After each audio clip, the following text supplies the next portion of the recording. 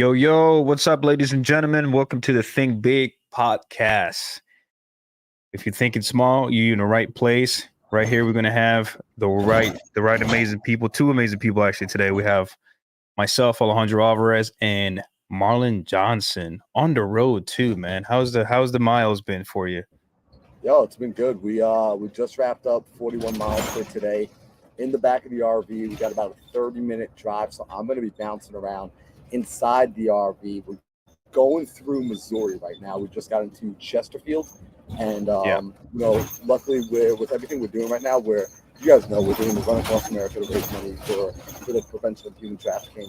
We partnered with the charity Sisters Rising, and luckily the sisters out there, they have a house out in the St. Louis area. So they invited us to the house tonight. They told us we'll have Yep. clean beds, hot showers, be able to do our laundry, all that kind of stuff. So we're heading over there right now, man. Nice.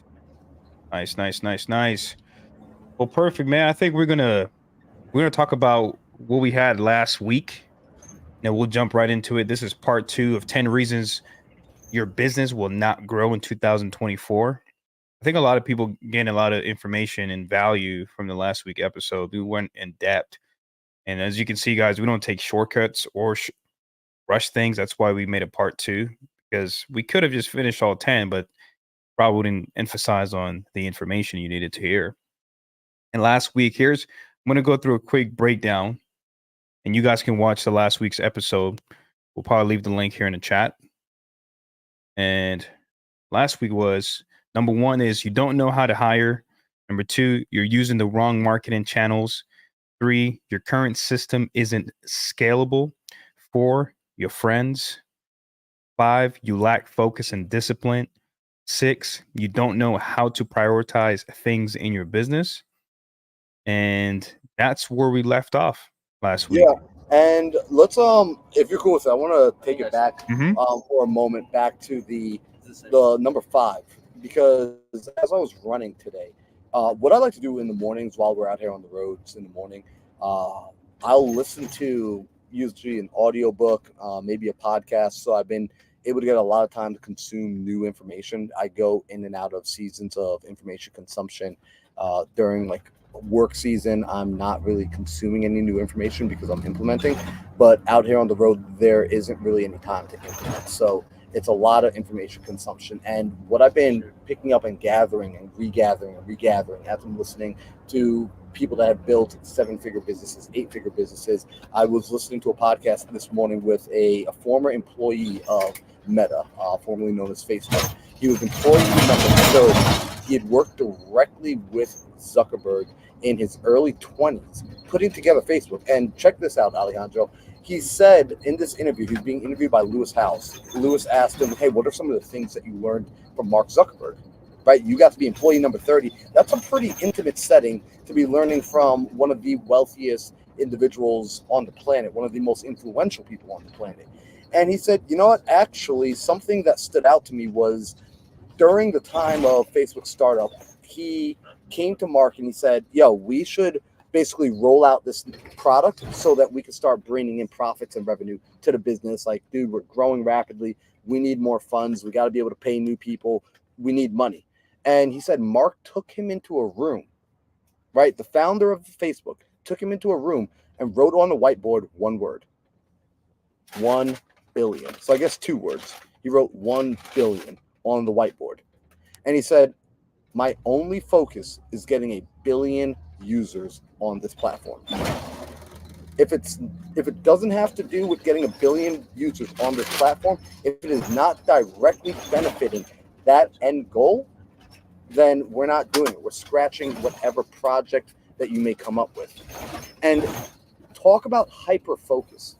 Talk about hyper clarity. That's Henry Ford level of focus when it comes to Henry Ford demanding of his employees, build me the V6 engine.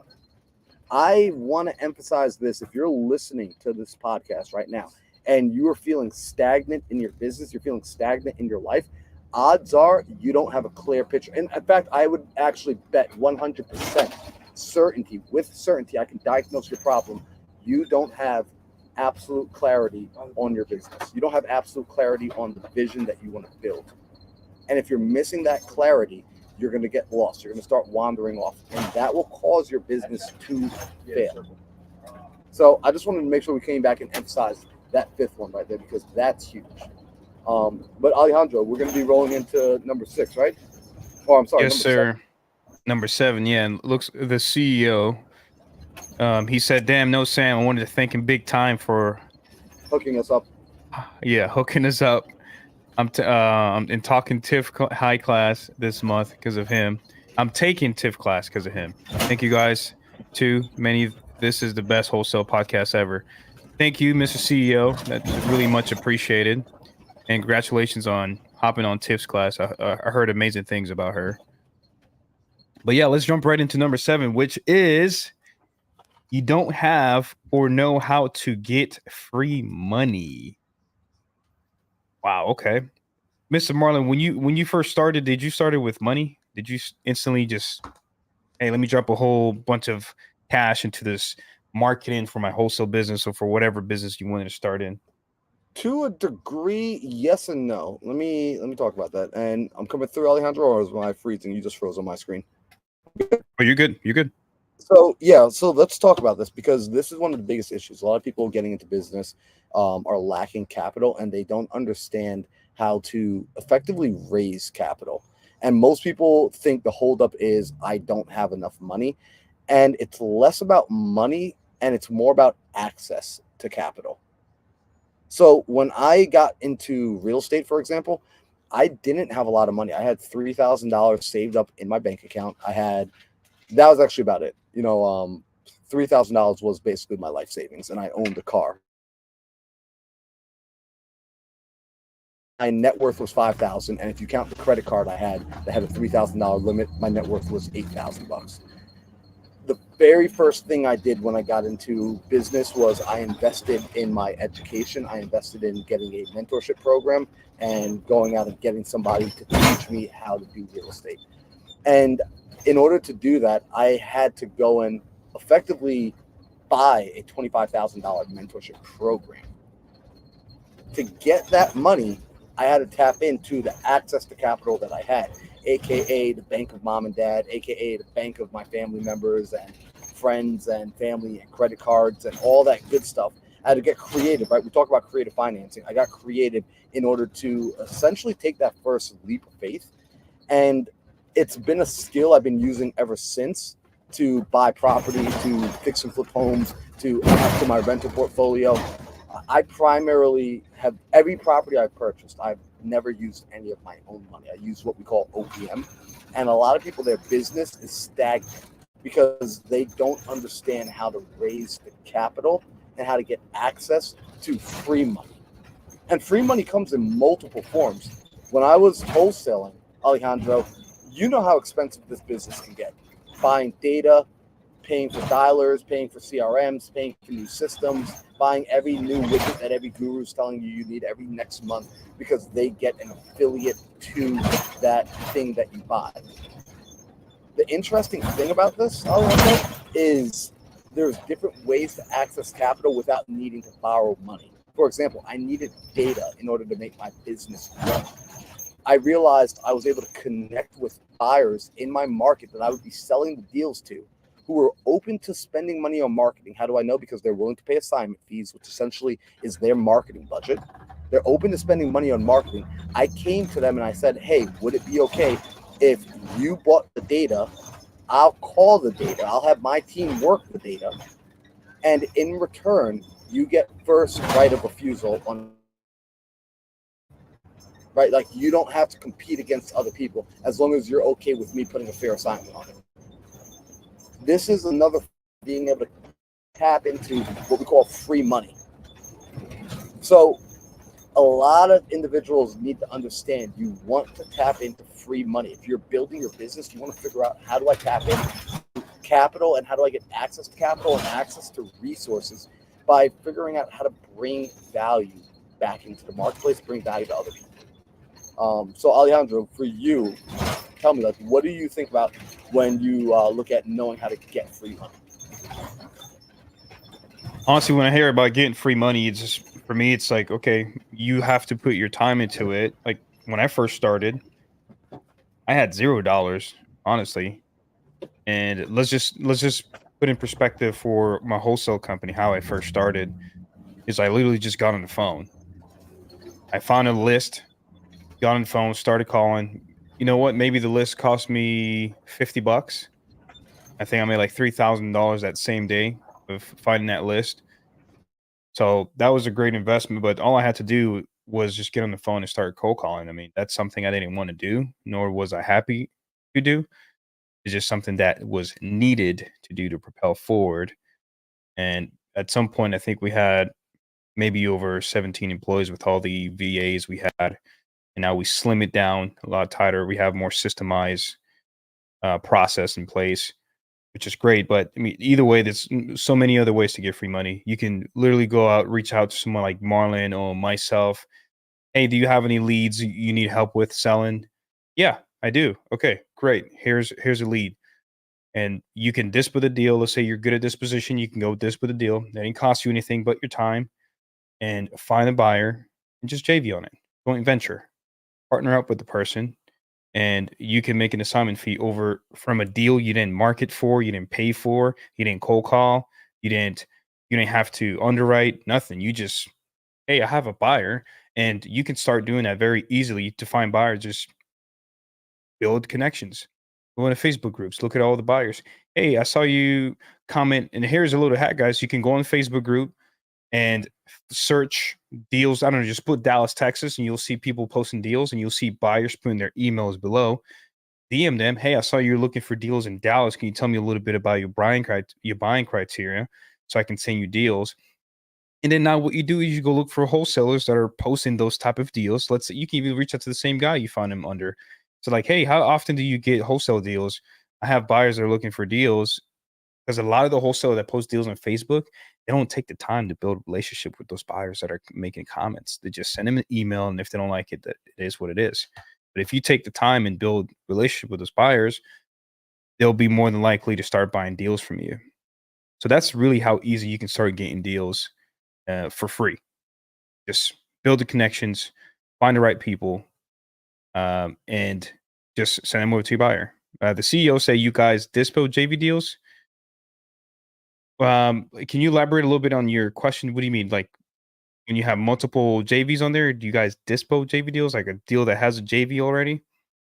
But the answer is yes. It depends on the situation. If we have clear communications in place, because I've did the mistake, Marlon. I don't know if you ever did a JV deal where the other person has it under contract, but you can never get hold of the other person, and then you find a buyer, but then your buyer can't go see it because you can't get a hold of the other person.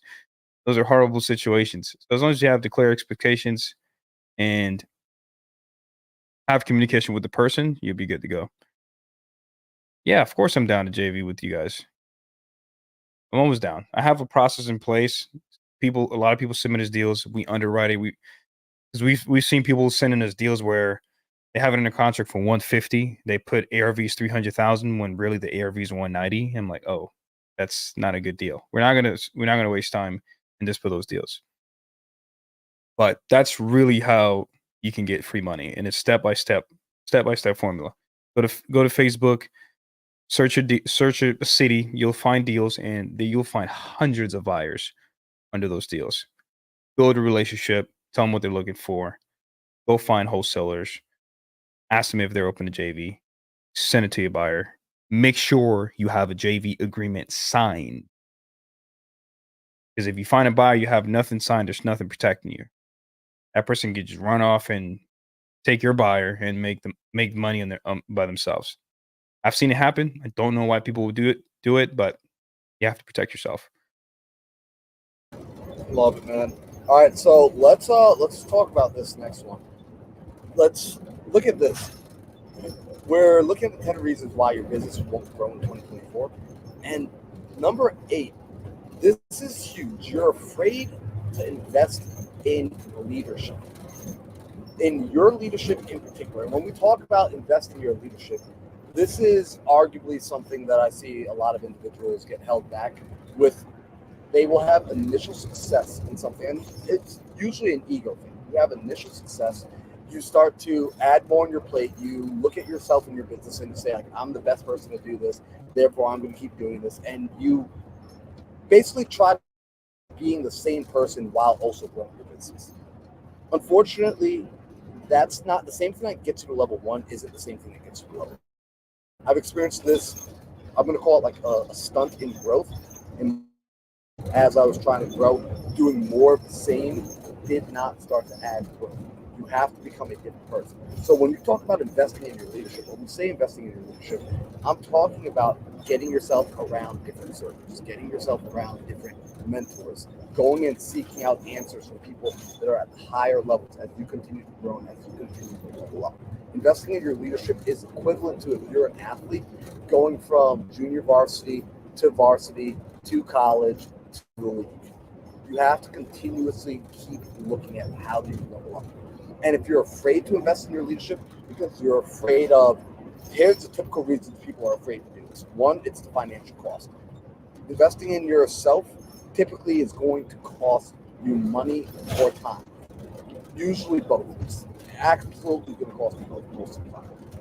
And the second reason people are afraid to invest in their leadership is, unfortunately, it's a feeling that they almost don't want to look like they need help. They like being in charge. They like looking like I'm the one that has all the answers. I would argue that the best leaders are the most incompetent people. Right? I learned this from Dan Martell. Dan said, if you want to become a millionaire, get lazy. If you want to become incompetent. When he talks about being incompetent, he actually says, as a leader, my job is to go and make and build other people up as better leaders, put them in position where they know more than me. If I go and I bring someone into my world to help me build something, that person should know more than me. But that's a tough thing for people to do, for them to basically put themselves beneath the people that they bring into their world to help rise them up. You have to let go of that ego.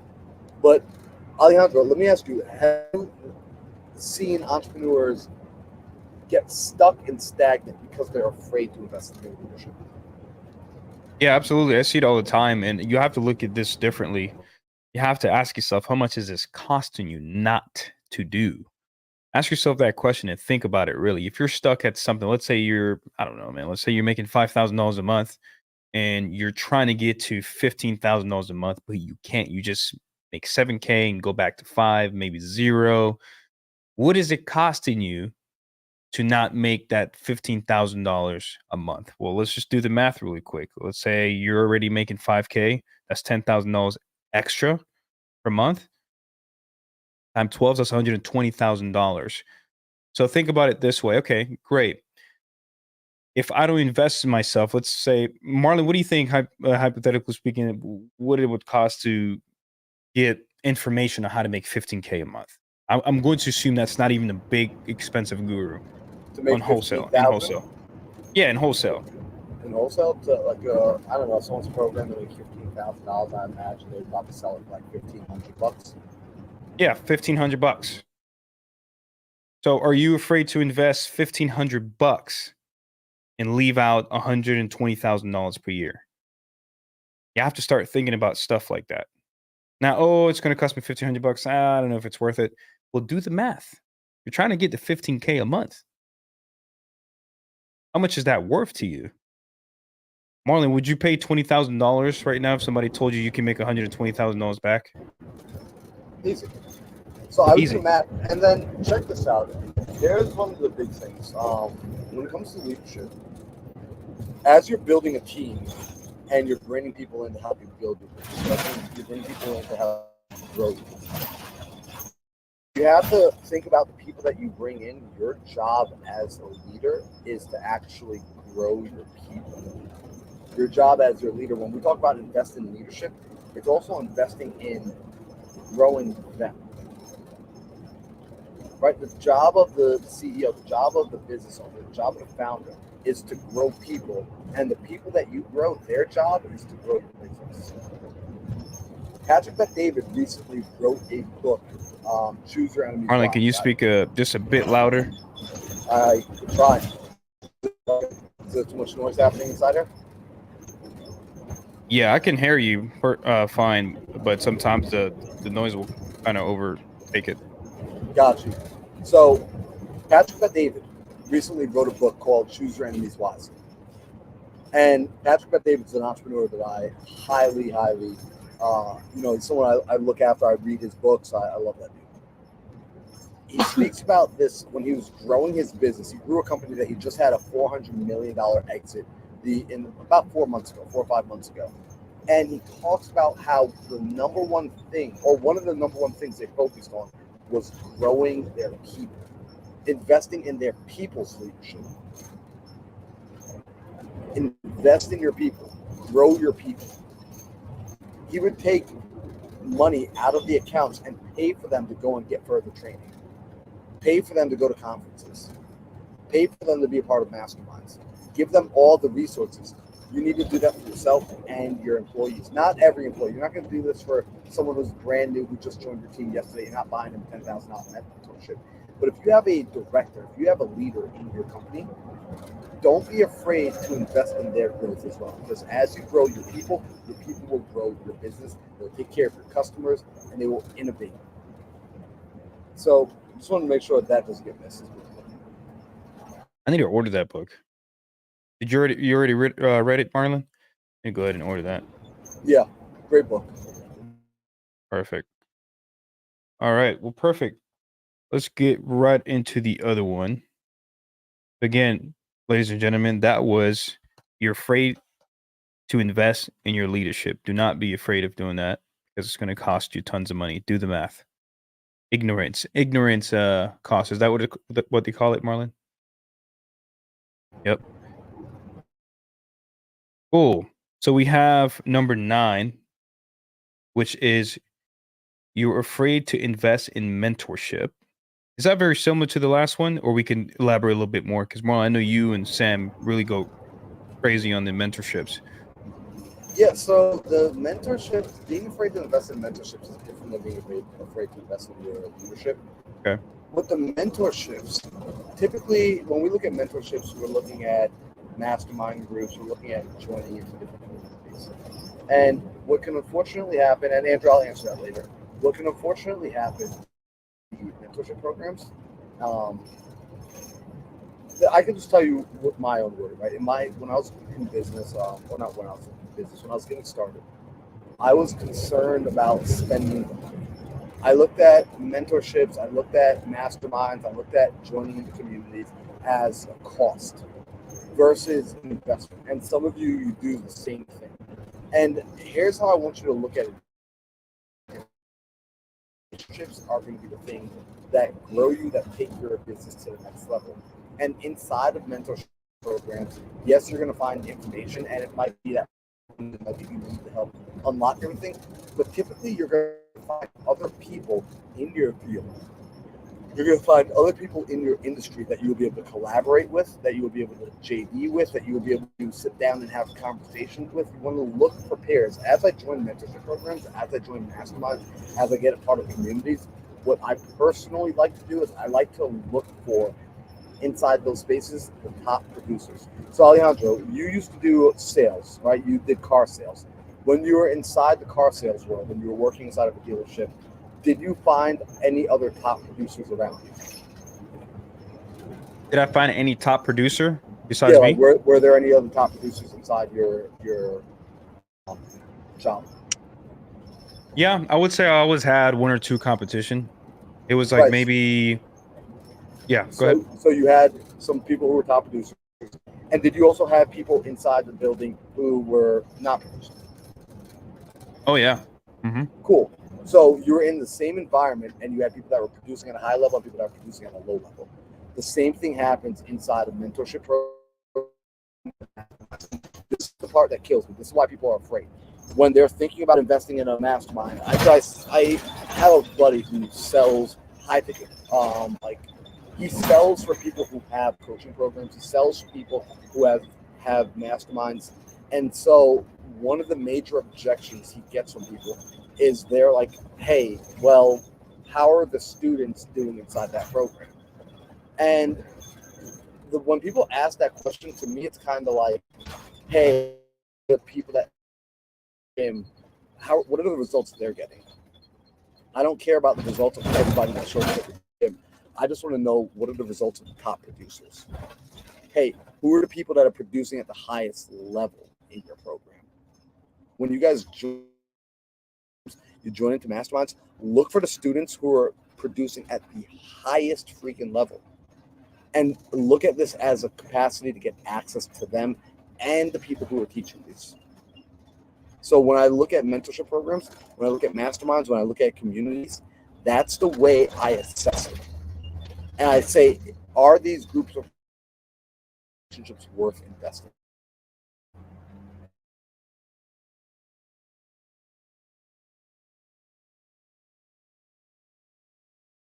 I think Marlon broke out for a little bit there. Oh, there he is. Yep. And I'm going to be cutting in and out just as we drive. We're in the back of the moving RV right now. All good, brother. That's what you call discipline, ladies and gentlemen. Marlon could have easily just said, hey, you know what? I don't have good signal. I can't make it today. Showed up, made it happen. I don't know where the heck you got that headset from, but you found it, man, and you made it. Yeah. So, but did you catch that last piece? No, can you repeat that? What's the last thing you heard? Last thing I heard is when you were talking about the top producers. Ask the mentorship guys, what are the top producers? What are they doing? And then it got a little bit fadey in between from there. Alejandro, say that again. Anytime I drive over a bridge, we lose internet service entirely. Yeah, the last thing I heard was you talking about the top producers, asking the mentorships, what are the top producers doing, and getting close to them. Exactly. So ultimately, guys, when you invest in mentorships, right, the questions you need to ask, you want to start asking better questions. Ask who are the top producing students inside this mentorship. What's the network that I'm going to get access to? Right? Who are the friends I'm going to be able to make? Who do I get to rub shoulders with? Who do I get to rub elbows with? That's what we want to ask. That's what we want to find out. All right. Alejandro, you want to add anything to this? Yeah, absolutely. I mean, just going into mentorships alone, that has helped my business grow massively because I was stuck thinking little. You know, when you do stuff by yourself, there's only so much you can think about. You don't know what you don't know. And when you start surrounding yourself with top producers, you start to realize, oh, I was thinking really small. It's actually possible to become bigger and grow this bigger. So just the idea, the thought that you can grow bigger than what you believe, it's life changing alone. Because we all lack we all have lack beliefs when it comes to goals that we want to achieve because you just don't know what you don't know. So you have to go gather that information, go see what the top producers are doing. Because then you'll meet them in person. You'll be like, oh, this is just a regular guy, just like myself. In fact, some are less educated than you are when it comes in the world. They're just around the right people and have the right systems in place, and they're making 100 times more money than you are. So think about it. There's someone, and this honestly, I don't know about you, Marlon, but this actually gets me really upset when I think about it. And I'm over here in and out, stressing about this, doing that. And there's someone less educated than I am. And when I say less educated, I mean it's as far as the business, as far as the business will come to the business. And they're making 3 times, 4 times more money than I am with less stress. Because they have a different system in place. And the way to find that system is by surrounding yourself with those people, the top producer. So you have to go gather the information. Look, sure, I can say I'm the best closer that I've known, but how do I know that?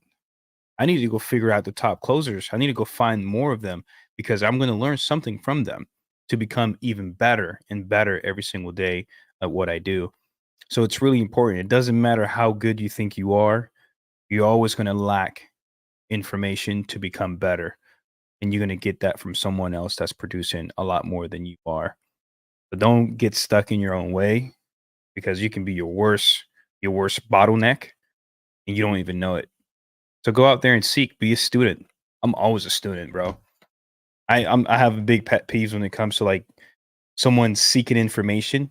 And then when you drop that information, they like try to debate you on it. Like, what? How does that even make sense? Be quiet. Take the information and go implement it. That's what I do. This guy's making 10 times more money than I am. You want me to do what? How do you do this? Okay. Yes, sir. Yes, sir. Got it. Perfect. That's what. Okay. Awesome. No problem. That's it. And once you implement that, you start to grow. You'll start to grow. When I went to my first mastermind, they told me exactly what I heard. A lot of people going back and forth. Yeah, but if I do this, this is going to happen. I went there. Here's my problem. What do I do to fix it? Okay, you do this, you do this, you do that. Okay, great, perfect. Got it. Awesome. Started 3x in my income. Didn't ask a single question back. Okay, got it. This is all I need to do. No problem. Now, why was I comfortable doing that? Because this guy's making 100 times more money than I am. Who am I to debate his information? He has it. So that's a tip for you as well. Just be a student. Relax. Stop overthinking it. Take the information, take action on it. Trust me, it works. Love that. Now, let's look at the final reason, right? That your business will not grow in 2024. You're afraid of taking risk. I want to make this crystal clear. Entrepreneurship, business, it is going to involve risk. No risk, no reward. Now, as entrepreneurs and business owners, we do look for asymmetric risk reward. In other words, I'm looking for opportunities that offer low risk and in return very high reward. However, it is still a risk. If you're not looking to take a risk, you instead opt into becoming an employee. And there's nothing wrong with being an employee. You're just saying that you value safety and security more than you value a high growth ceiling. Right, having an infinite growth ceiling, infinite potential to grow. Now, let's look at something. I want to pay attention to this. In I think it was 2020 or 2021, I did one of the riskiest, scariest deals of my life. I had a property in Lancaster, California, that I had purchased. I had put under contract to purchase. It was cash purchase for about 300. I believe it was 300,000, or it was like it was 300,000. I was able to flip that property to a buyer for 340,000. However, that property had tenants inside of it, and after I closed on the deal, after I purchased the property, the tenants picked up the phone and basically told me they're not leaving. In a state like California, this is scary. Like I knew this. Like I closed on the property before I had confirmation that we'd be able to get the house vacant, before I knew. And long story short, we were able to work through that deal, and I was able to talk with the tenants, have a conversation with them. They ended up moving. They just didn't want to, but they realized they were getting away with murder with the rents they were paying. They realized that they ultimately had to move on. And the crazy part about this is I was scared, like absolutely terrified to go and raise the money for that deal. I was terrified to actually close on that deal, to take ownership of that property, because if the tenants had decided, you know what, screw you, we don't want to leave, that could have been a 12-month long litigation. I could have been paying hard money costs on that. I could have been the buyer could have walked away and backed out and decided they don't want to buy anymore. And now I'm stuck with this asset with tenants who hate me, with a hard money loan on it. But because I was willing to take the risk, I analyzed, I did my homework, we were able to make a little over a $40,000 payday from that deal. And so growing your business, making money, it's going to involve taking risk. But if you're so afraid of the risk that you are unwilling to put yourself into new situations, you're not going to get the opportunity. If you're waiting for it to be so safe and secure, the innovators are going to show up first. The early adopters are going to show up first, and they're going to snag the opportunities. You got to be willing to take risk. Now, the way we mitigate risk is becoming experts in. This is why focus matters. It's hard to become an expert if your focus is consistently scattered. But as your focus starts to get locked in and dialed in, you start to be able to analyze situations a lot faster. You start to be more and more comfortable taking those risks. So Alejandro, what do you think about this though? Like when you look at, do you think it's possible to grow your business without taking risk? No, absolutely not, bro. Absolutely not. I think about yeah, I think about 80% of everything I've done, maybe even more, somewhere in that range, was all risk. Was all risk. I quit a six-figure job to go strictly wholesaling. That's a big risk. It took me a few weeks to ponder on that and really think about it. At the time, I couldn't really afford to stop working, but it was a big jump. It was a big leap, and I had to take that risk. There's so many other risks I took. I've spent my last dollar in marketing, but I had the confidence that I was going to get it back. And when you're backed up in a corner like that, and you have no option but to take the proper action to get that money back. I promise you that. And this other risk when hiring employees. Oh my God, am I going to be able to pay this employee next month?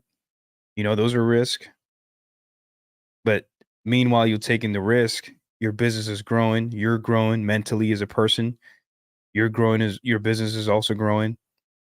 So all the risk you're taking, if you're taking all those risks, it's going to be equals to the right steps to getting you closer to your goals.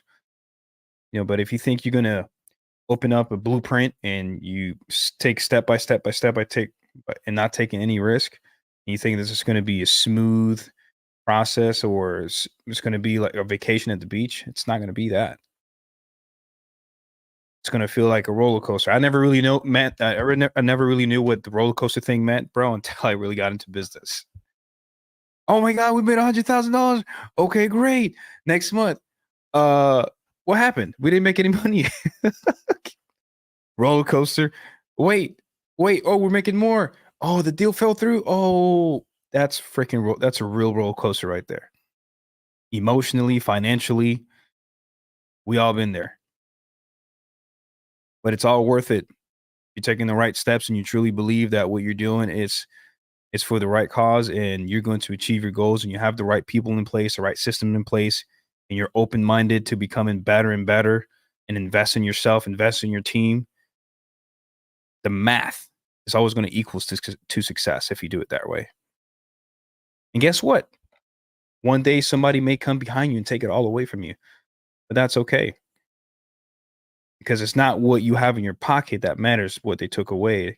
They can't take away what you learned through that journey to get you there. Right? So think about it that way. It's not easy, but as long as you believe and you take the right actions, you're going to make it. Whether it take you a year, whether it take you 5-10 years, you're going to make it if you take consistent action, taking those right steps. I love that, man. So let me ask you this, Alejandro. When it comes to risk, does it always pay off? Like I like just being honest, right? Like does opening yourself up to risk, like are you gonna always win? I don't think you're going to always win in the perspective of achieving what you meant to achieve. I do believe that you're always going to win from experience that you get to acquire through that process.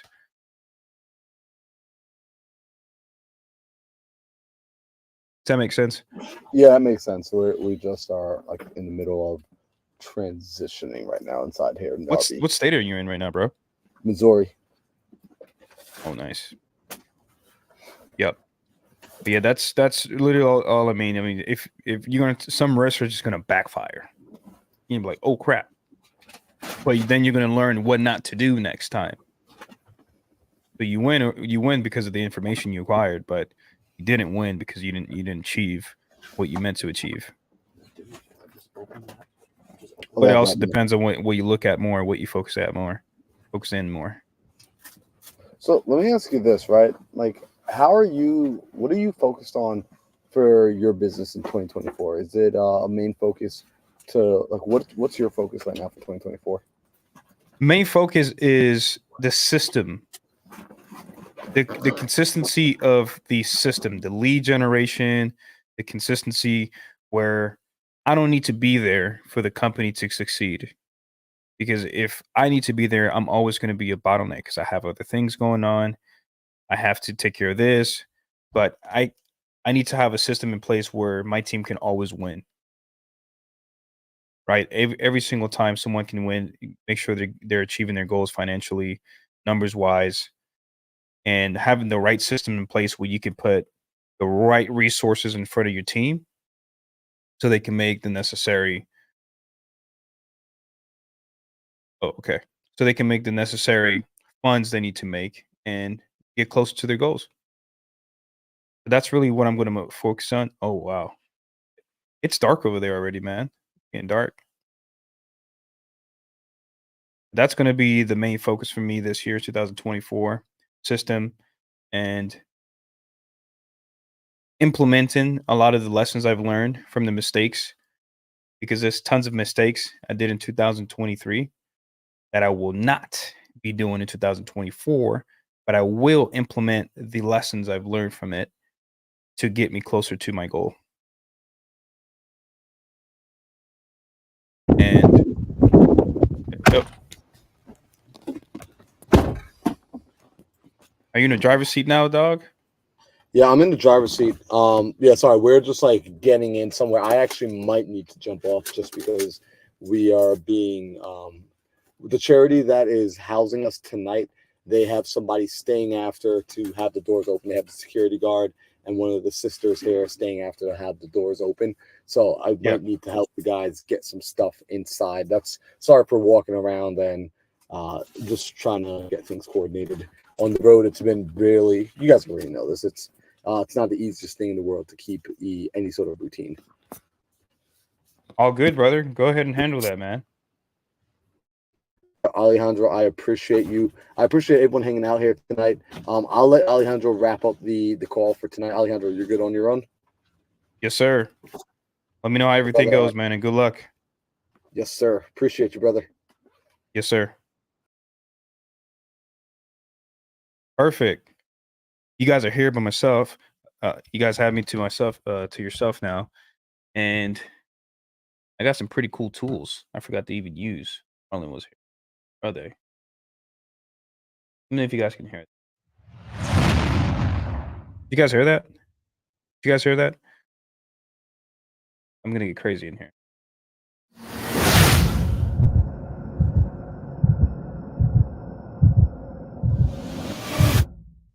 Okay, we're live. Isn't that cool? That's some little sauce to the podcast. All right, so well, Marlon is not going to be here for the rest of the podcast, obviously. So we have. Did we went over to taking risk? Yep, we did. Number 10, and then we have a bonus one. Hey, what's up, Rashana? Nice to see you. Always nice to see you. But what questions do you guys have? What questions do you guys have? Where are you in your business? Put in the chat. Where are you in the business, and what are you struggling with right now, right at this moment? Now will help you solve it. I'll do the best way I can. This is one of my favorite quotes, by the way. Pick up the phone and start dialing. I want you to deal with your problems by becoming rich. Let's see who else we got. I think we had a question from name of the book, Andrew. The name of the book is, I had it pulled up earlier. Where'd it go? But it's Choose Your Enemy Wisely by Patrick David. Look it up again. I swear I just had it. There we go. Yep. Choose Your Enemies Wisely. And that is by Patrick Bet-David. I'll put the link in the description, in the chat.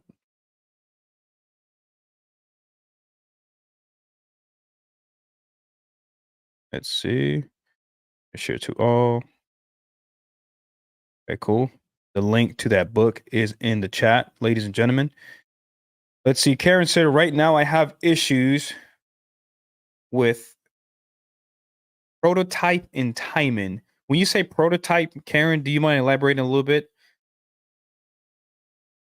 Now, as far as timing, do you mean like trying to get stuff done at a specific time? You don't know what time to do X? what time to do this, or you getting distracted? What exactly? Give me a little bit more details. Yeah, Patrick is dope. Patrick is really dope. Who's wholesaling in here? Put in the chat if you're wholesaling or you're trying to get into wholesale. Let's see here. Not too much because it's a completed project. Are you saying that you just don't have time to complete the project?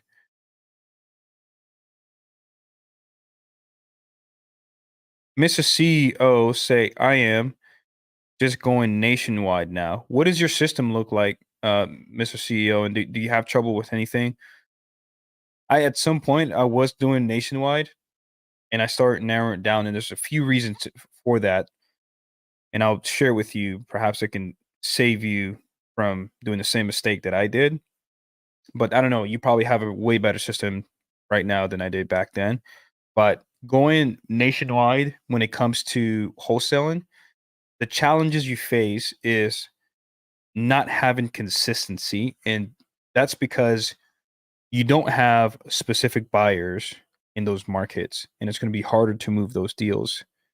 If there's been deals that I could have sworn we're not going to sell, but there's a JV person that has a buyer there already, and we sold it instantly over asking price. So you have to be really careful when you jump into those other markets. Make sure you have the right buyers in place. So, Mr. CEO, I don't know what you systems in place you have, but before you jump into a different market, talk to at least 5 buyers. I'm talking about big buyers. You can easily find those buyers on PropStream and see how many fix and flip they're doing per month, per year. Ask them what are their buy box. Get at least 5 of them. How fast can they close? That's a really important question, because you'll have a buyer like, oh, I can close in 50, 60 days. It's crazy.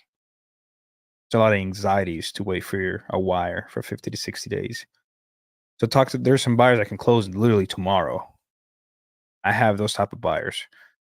So when you have those buyers, if you have a deal in a scenario where, oh, this person is facing foreclosure, I need to sell this deal within less than a week. That's going to be really challenging, but you can still obviously still put a hold on foreclosure by sending proof of that, proof of this, proof of funds. And as long as you have your buyer in place, you'll be good to go. So that was one of the mistakes I had. It was really hard to move those deals when I went nationwide. We now have Investor Lift. So if you guys have deals under contract and you need help displaying those, send it to us. You can DM me on Instagram at It's Really Alvarez, and I will put you in contact with my team. We'll post it on Investors Lift, of course, if it's a good deal, and we'll sell it for you. We'll JV on it, and we'll figure out the split where it's fair for both parties. We're not greedy or anything. We're trying to take the whole deal. Chris said, literally the lesson I am learning about foreclosure. What are you going through right now, Chris? Like as far like the timeline crunch when it comes to foreclosure, or you're having a hard time finding buyers? So you said, I built buyers list for 6 months first before I started. I came from commercial real estate. Oh, that's pretty dope. Hey, I would love to talk to you about commercials, because we would really love to get into commercial. I would like to get into storage units, multifamily, implement that in a wholesale business. The biggest assignment fees that I've gotten was from acres, vacant land, 5 acres and above. It's really where the big money's at. But I heard storage units are doing well. Multifamily, it's obviously going to always do well when it comes to wholesaling those. So, Mr. CEO, I'd love to chat with you. You have some time. Let's see. Yeah, new people don't take on foreclosure if you don't have buyers or have a done deal. Definitely JV with someone. Investor Lift is my next investment. Yep. Investor Lift is definitely dope. And if you want to send us your deals to JV together, great. We'll move those deals fast and you'll get some revenue and then get Investor Lift on your own. I got 7.59 million Dallas, Texas warehouse under contract rate. Oof. Are you wholesaling that? That's good. What's the potential profits on that, if you don't mind me asking? Those are huge. Never done a deal, so I'm working pre-foreclosure and door knocking. If I get a deal, St. Louis, you got buyers there. Obviously, yes, 1000%. Invested Live is nationwide, and we have a really great dispo team. One of the top dogs, Victor Fuentes, he was here earlier. But Andrew, feel free to join my Discord channel. I'll put the link, and we'll help you with anything you're having trouble with. I mean, I've never done door knocking. I never understood the process, the reason why people would door knock when you can just cold call someone and just get them on the phone. I do understand the benefit of adding that to your wholesale business because it's just an additional source of lead, and it definitely will help you get some money. Because sometimes when you door knock, those are people that it's hard to get on the phone with. But as far as consistency, I'll just get on the phone, man. Just get on the phone, close the deal. I'll put the link, my Discord channel. We do Zooms there, free resources you can use in your wholesale business. See what I got. Put it in.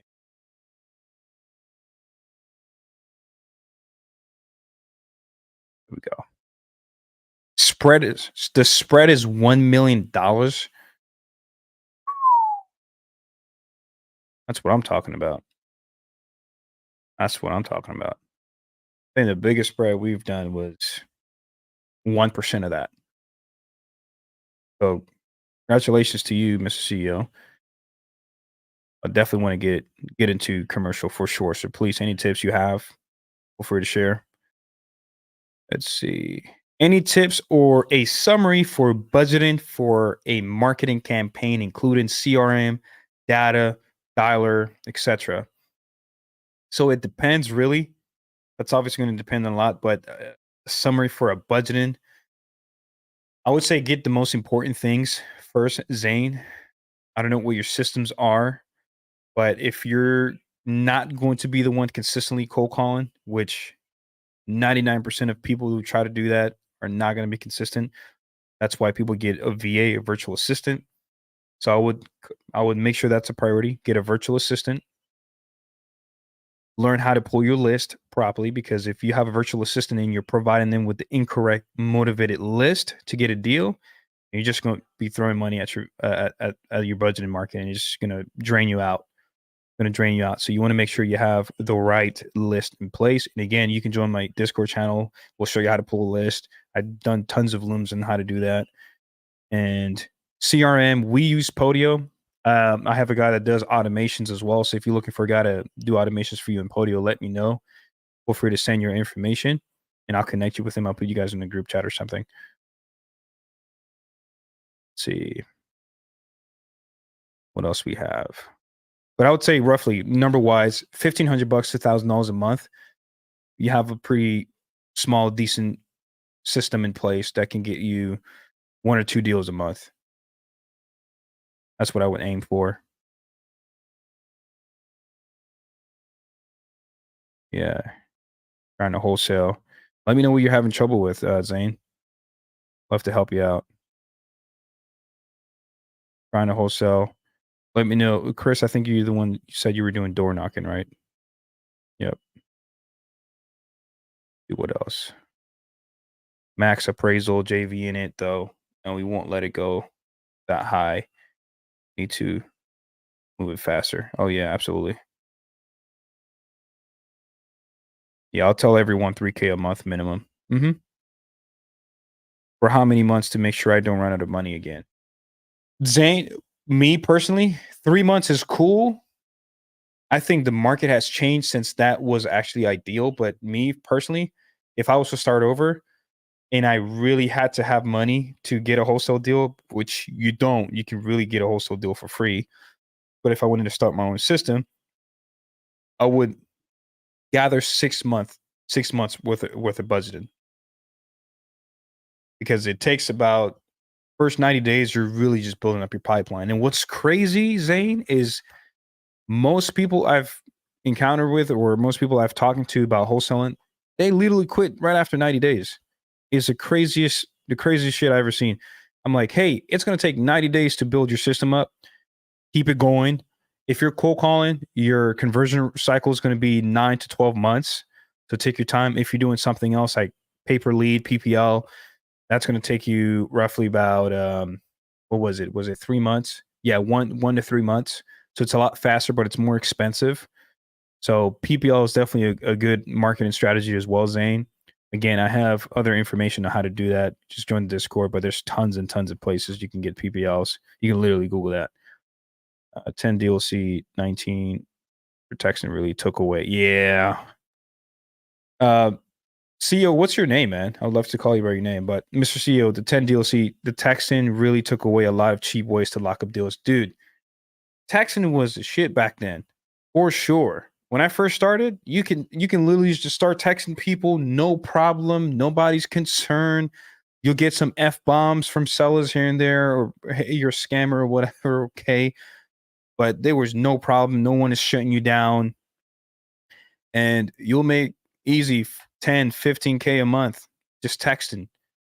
We've heard my business partner has a friend that he will play video games and start texting people and make money every single month. That's how easy it was. But now that text, you have to register A2P, 10 DLC, you have to have a website, you have to have opt-ins, you have to have this. You can't say specific words in your text messages or you get blocked or the carrier's going to block you. It's the craziest stuff. I understand why they did that.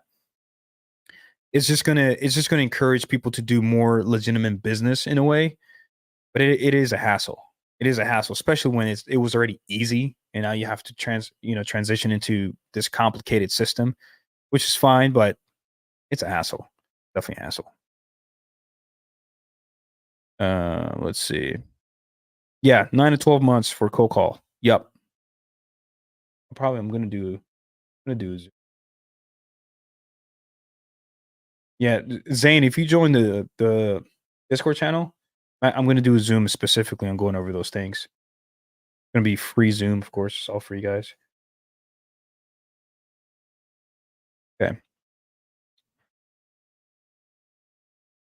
Yep, can't send the same exact text more than 5 in an hour. I'll be flagged spam or Google voicemail will be banned. Yep, is the craziest thing. You have to use multiple different numbers. I think you can send about 1,000 text message for number per county. It was something weird. I don't handle the marketing stuff, but that's pretty much where it's at. It's not as easy anymore. Back then, you can just send a campaign of 10K, 15K, 20K. Now you have to be really careful. 2K here, 2K there. It's very complex. So for me right now, I'm sticking to with the marketing channels that we're using. We're using PPL. We're using cold calling.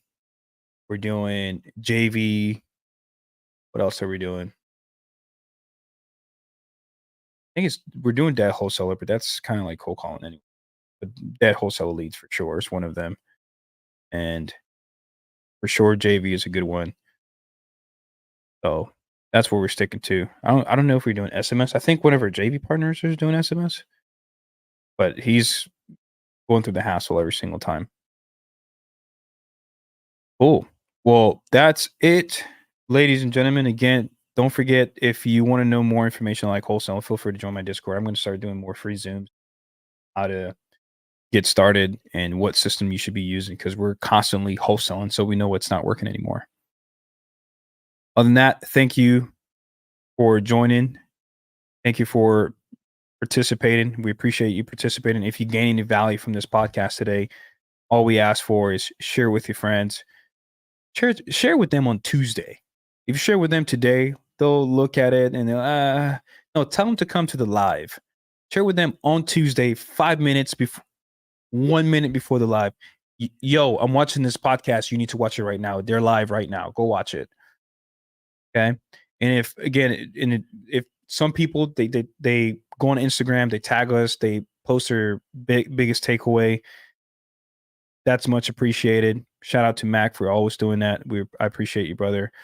And that's really about it. And if you guys have any questions, if you would like to DM me, feel free to DM me on Instagram at It's Really Alvarez. Other than that, I appreciate you guys. Thank you again, and see you next week, Tuesday, 5 p.m. Arizona time. 5 p.m. Arizona time.